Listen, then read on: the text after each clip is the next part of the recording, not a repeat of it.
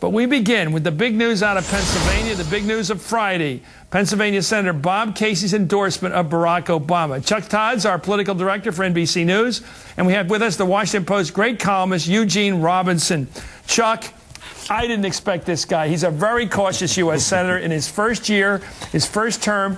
And what did he do? Almost a spiritual announcement he made today. I've got to be for Barack. He did, and in fact, Obama emphasized that he actually didn't work Casey over. If you knew the intricacies of Pennsylvania politics, you knew that Obama would have a shot at it. He's, you know, wherever Rendell is, you would assume the Caseys are on the other side. Why? Explain that. Well, they had their, you know, they ran against each other for governor in 2002, a very nasty primary fight, one that I think the Caseys as a family haven't gotten over.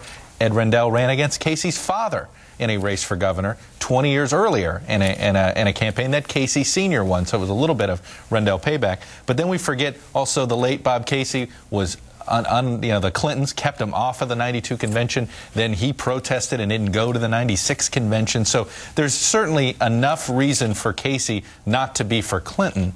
But what, you know, look, he needed something. He hadn't gotten one major endorsement.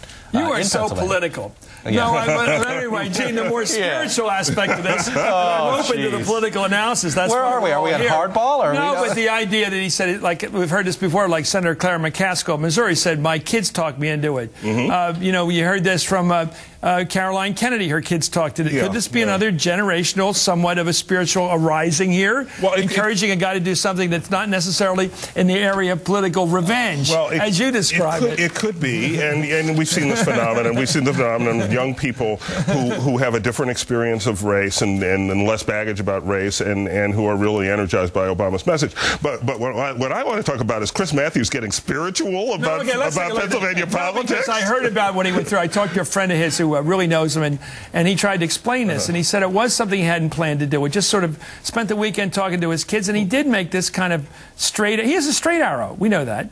It's not all revenge. No, and he's not. And he didn't. He's the least bitter of all the Caseys. I've always thought that the bitter Caseys are the ones that had to run the campaigns. Well, here's Pennsylvania Senator Bob Casey Jr. endorsing Barack Obama today, with some attitude, apparently.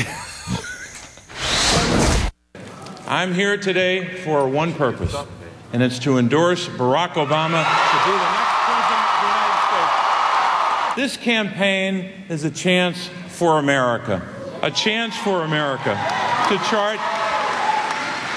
chart a new course, to go down a different path.